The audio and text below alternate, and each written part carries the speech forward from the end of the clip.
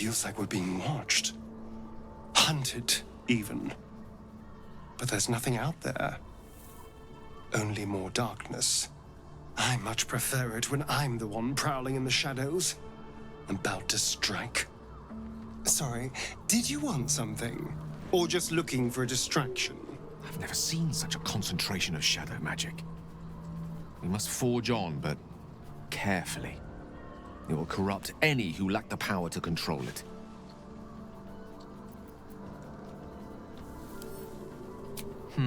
Very hard thing to predict. We've already witnessed the myriad forms its corruption has inflicted on this land and its inhabitants. I think a quick death is the best one could hope for. It is the very antithesis of all the Weave stands for. A magic of confusion and corruption, drawn forth only by those desperate or damned enough to accept its degradations. Followers of Mystra, those who call on the true Weave, are expressly forbidden to indulge it. Mystra's domain is the Weave and the magic that courses through it. These shadows were drawn from another source, created by another goddess, Shah. Mystra cannot destroy it even if she wishes to, but she can try to ensure her followers resist its temptations. Now, I think it's time we moved on to lighter subjects, for we too are lost to the darkness. Was there anything else? For the two of us. This place. There's a power in these shadows. I can sense it. It's ancient. Familiar. Do you feel that? I've never felt so cold, and that's me. This place will swallow us whole if we let it. Stick close to Mama Kay. Hold close to the light and keep the shadows at bay. I thought to reach a Githyanki creche and be rid of these tadpoles. Now we stalk forgotten lands haunted by darkness. The shadow curse is upon us. As foul as I remember it. Perhaps even worse. But with the Oak Father's blessing, we may soon see it banished from these lands.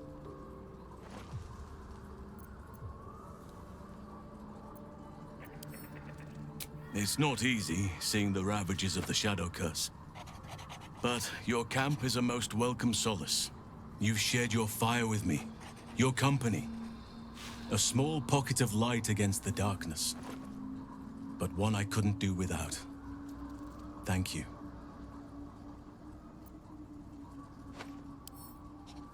You're too modest by far. What fate would I have met without you? Rotting in the goblin cells? Dying against an onslaught on the grove? More good has been done since I met you than in 100 years before. Words cannot express my gratitude. Yes, I think you do. Forgive me. Sometimes I forget myself, gazing on the beauty of nature's creations. This land is more than just soil and rock, root and leaf. It is a living being, in the form of a young Fey boy, with the forest itself in his eyes. His name is Thaniel. I've met him in my meditations, but since the curse was unleashed, I have not felt his presence. He is its prisoner, I fear. And as long as he remains so, his domain will lie in darkness. But if we can find him,